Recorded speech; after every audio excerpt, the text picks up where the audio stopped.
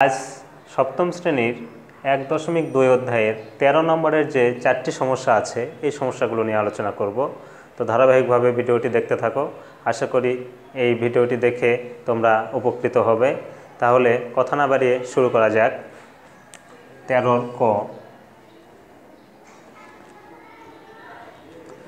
ক নম্বরটা ছিল 1/64।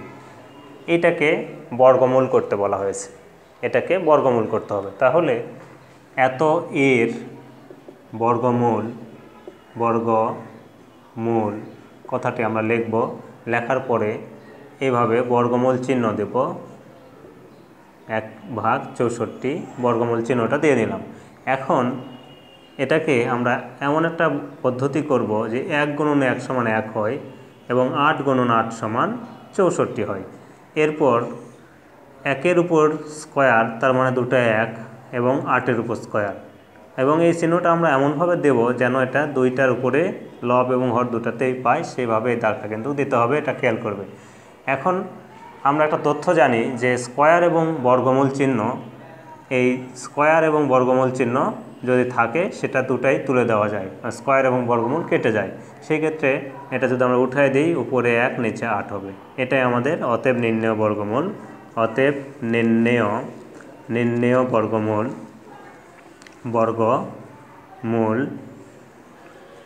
1/8। এটাই। তাহলে এইভাবে আমরা 13 ক নম্বরের সমস্যাটির সমাধান করলাম। এখন আমরা 13 খ নম্বরটা দেখব। তো সমস্যাটি 13 খ নম্বরটা আমরা উঠিয়ে দেখি খ নম্বরটা কীভাবে। ঠিক এইভাবেই আমরা আগাবো। খ নম্বরটা দেখি। 13 খ নম্বর আছে 49/121। তাহলে এত এর বর্গমূল আমরা লিখব। এর বর্গমূল, যেহেতু বর্গমূল করতে বলা হয়েছে, অবশ্যই 2 নম্বর দেখলে তোমরা বুঝবে। তাহলে সমান দিয়ে আমরা এটার উপর বর্গমূল চিহ্নটা দিয়ে দেব। তাহলে 49/121। এখন 49কে যদি আমরা ভাঙাই 7 × 7 হয়, এই জন্য আমরা 7 × 7 লিখব।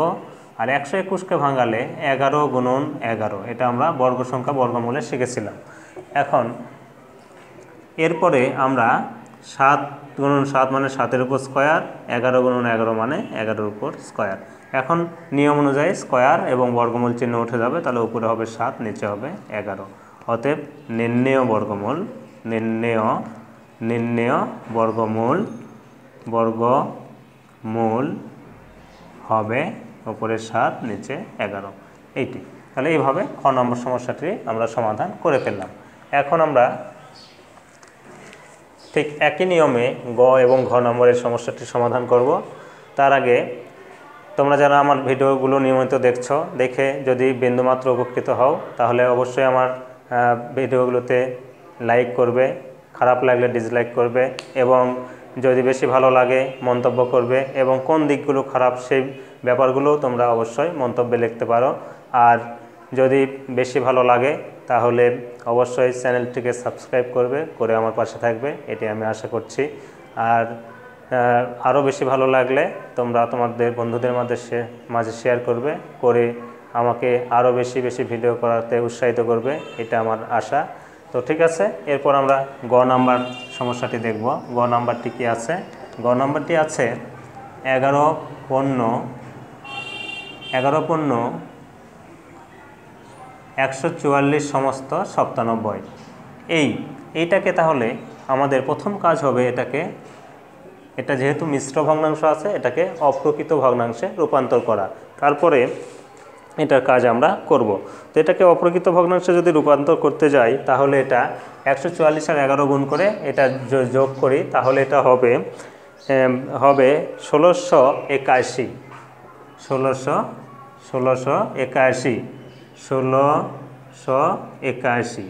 এই 1681 আর নিচে হবে 144। এখন এটাকে আমরা এত এর বর্গমূল কথাটা লিখব। বর্গমূল, এত এর বর্গমূল। তখন এটার উপর আমরা এরকম করে বর্গমূল চিহ্ন দেব। 1681 নিচে 144। এখন দেখো 1681 এই সংখ্যাটি একটু বড় সংখ্যা, এটার বর্গমূল কত হবে এটা আমরা এই মুহূর্তে মুখে মুখে হয়তো বলতে পারছি না। সেই ক্ষেত্রে করবো কি, এই 1681কে আমরা এইভাবে ভাগ প্রক্রিয়ায় বর্গমূল অন্য জায়গায় করে নেব অন্য কোথাও। তাহলে 1681 এর কাছাকাছি সংখ্যা 4 হবে, এখানে হবে 16, এটা তোমরা শিখছো আগেগুলোতে।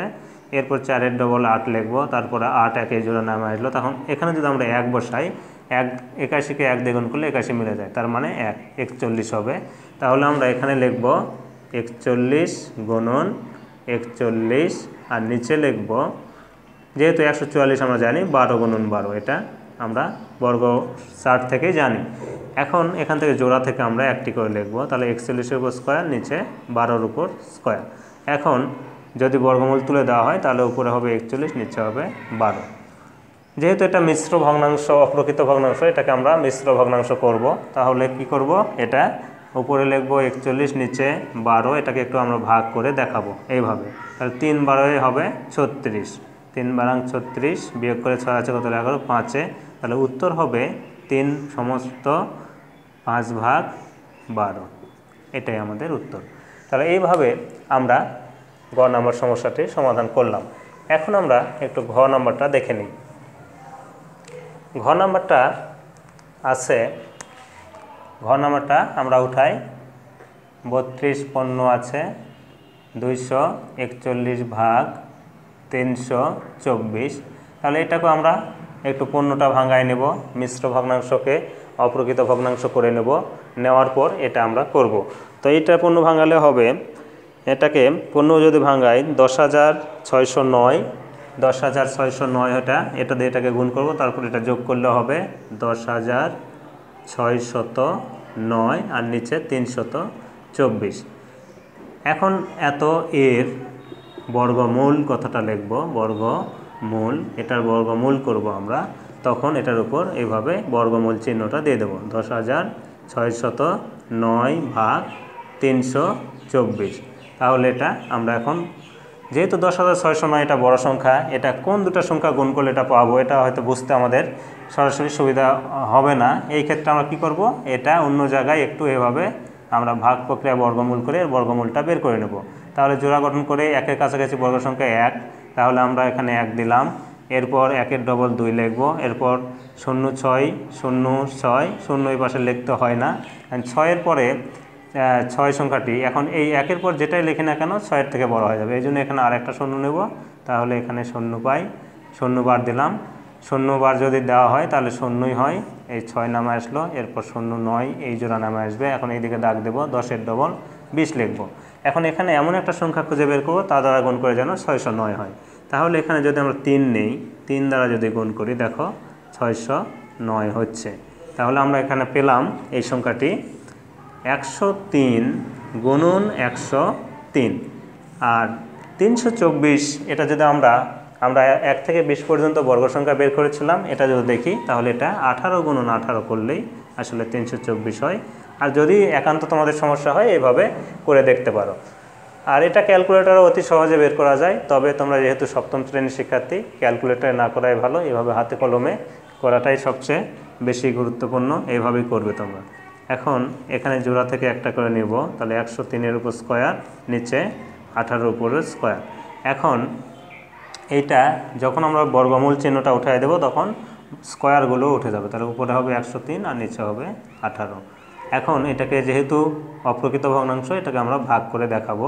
তাহলে 100 103 103 ভাগ যাবে 5 বার যদি দেই, 5 18 90 হয়, 6 বার দিলে বেশি হয়ে যাবে। তাহলে বিয়োগ করলে 5 আছে এখানে 3, আর 9 আছে কত, 10 1 13। তাহলে উত্তর হবে আমাদের 5 সমস্ত 13/18, এটাই। তাহলে এইভাবে ঘ নম্বর সমস্যাটির সমাধান আমরা করে ফেললাম। তাহলে এইভাবে এরপর 14 নম্বর 15 নম্বর বা বাকি অঙ্কগুলো ধারাবাহিকভাবে পরের টপিকে করা হবে। আজ এই পর্যন্তই, সবাই ভালো থাকবে। আর অবশ্যই আমার ভিডিওটিকে একটি লাইক করবে এবং বন্ধুদের মাঝে শেয়ার করবে, এই আমি প্রত্যাশা করছি। তাহলে সবাই ভালো থাকবে। আদাব।